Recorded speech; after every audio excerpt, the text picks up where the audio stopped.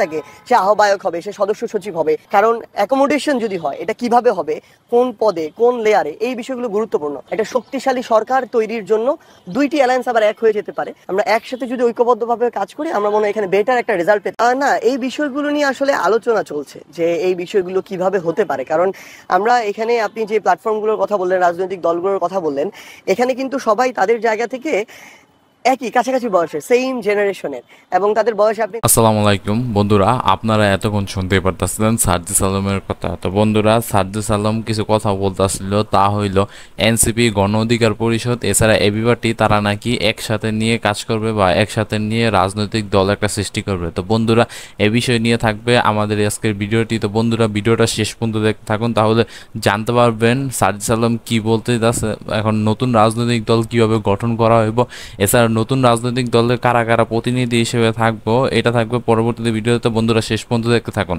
দেখবেন যে সবার বয়স হয়তো 27-28 থেকে শুরু করে 40-এর মধ্যে, অ্যারাউন্ড এরকম। সো তাদের এক হওয়াটা গুরুত্বপূর্ণ। বাংলাদেশের মানুষ নতুন কিছু চায়, আবার একসাথে ঐক্যবদ্ধভাবে একটা ফোর্স হিসেবে চায়, যেই ফোর্সটা পুরাতন যে এস্টাবলিশমেন্ট তাদের বিরুদ্ধে ফাইট দিতে পারবে। সো আমাদের ভিতরে এখন আলোচনার প্রক্রিয়াটা চলছে, এখন পর্যন্ত এটা সিদ্ধান্ত হয়নি যেটা হয়ে যাবে।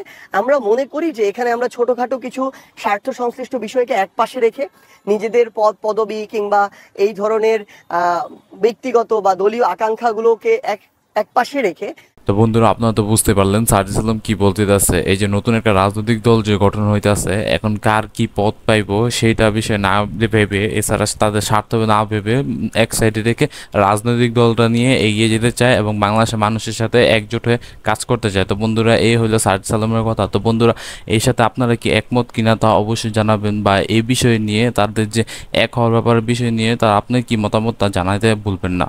আমরা রাজনৈতিক স্বার্থে বাংলাদেশ এবং জনগণের আকাঙ্ক্ষাটাকে সামনে রেখে আমরা একসাথে হওয়ার যে প্রচেষ্টা, এই প্রচেষ্টাটা চালিয়ে যাব। এটা নির্বাচন কেন্দ্রিক তো একটা অবশ্যই আমরা প্রত্যাশা করি, পাশাপাশি যদি নির্বাচন কেন্দ্রিক ছাড়াও দলীয়ভাবে এক হওয়া যায়, আমি মনে করি আমার জায়গা থেকে যে এটা বাংলাদেশের জন্য অনেক ভালো হবে। না, খুব স্বাভাবিকভাবেই এখানে প্রত্যেকটা দলেরই তো আকাঙ্ক্ষা থাকবে, যে তাদের যে নাম বা তাদের যে বিভিন্ন জায়গাগুলো, এগুলোর যেন প্রতিধ্বনি একটা, যে দল যদি হয় নতুন একটা মার্চ করে, তাহলে সেখানে যেন থাকে। কিন্তু আমরা খুব স্বাভাবিক, আমি তো আমার জায়গা থেকে বলতে পারবো, আমাদের দল জাতীয় নাগরিক পার্টি এনসিপির কথা আমরা মনে করি যে। তো বন্ধুরা, সাংবাদিক ভাইটা এখানে প্রশ্ন করছে যে রাজনৈতিক দল যে নতুন একটা গঠন হইব তার কি নাম হইব, এছাড়া তাদের আলাদা আলাদা রাজনৈতিক দলেরও তো নাম রয়েছে, যেমন এনসিপি রয়েছে আলাদা একটা নাম, এছাড়া এবি পার্টি আলাদা একটা নাম রয়েছে, এছাড়া গণ অধিকার পরিষদের একটা আলাদা নাম রয়েছে। তো বন্ধুরা, নতুন রাজনৈতিক দলটা গঠন হলে তাদের নাম কি হবে? এখন সার্জিস আলম বলতেছে যে তিনি শুধুমাত্র তার নিজের রাজনৈতিক দল নিয়ে কথা বলতে পারবে, যে এনসিপি একটা ছাত্রদের আন্দোলন করা একটা দল। তো বন্ধুরা, এই এনসিপির প্রতি বাংলাদেশের মানুষের মানে ছাত্রদের অনেক আকাঙ্ক্ষা আছে।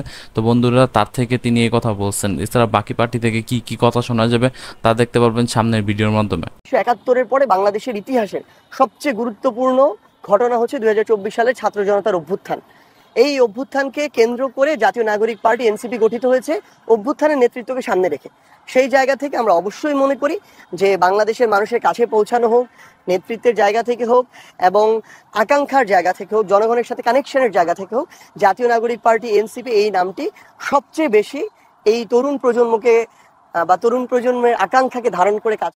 তো বন্ধুরা, এই হইল বিষয়। আর সামনে যে নতুন একটা রাজনৈতিক দল গঠন হইতে যেতেছে, ওই বিষয়টা নিয়ে আপনাদের সামনে কি আশা থাকবে, এছাড়া কি হইতে পারে নির্বাচনের মধ্যে, তারা কলম কেন্দ্রীয় নির্বাচন অনুযায়ী এরকম একটা দল গঠন করতেছে, তো নির্বাচনের মধ্যে কি একটা অবস্থা হইতে পারে বা সামনে কি পরিস্থিতি হইতে পারে, এই বিষয় নিয়ে যদি আপনাদের কোনো মন্তব্য থাকে তাও তো আপনারা জানাতে পারেন, কমেন্ট বক্স খোলা আছে। এছাড়া রাজনৈতিক দলের নাম কি থাকবে এই অবস্থা নিয়ে তো সার্জিস আলম নিজের থেকে কিছু কথা বললেনি। তো এই ছিল ভিডিওটি, দেখা হবে নতুন কোনো ভিডিওতে। আর সে পর্যন্ত ভালো থাকবে। আর যদি মনে হয় ভিডিওটা শেয়ার করার মতন বন্ধু বান্ধব আত্মীয় স্বজনের মাধ্যমে শেয়ার করতাম। তো এই ছিল ভিডিও, দেখা হবে নতুন কোনো ভিডিওতে। সে পর্যন্ত ভালো থাকবেন। আল্লাহ হাফেজ।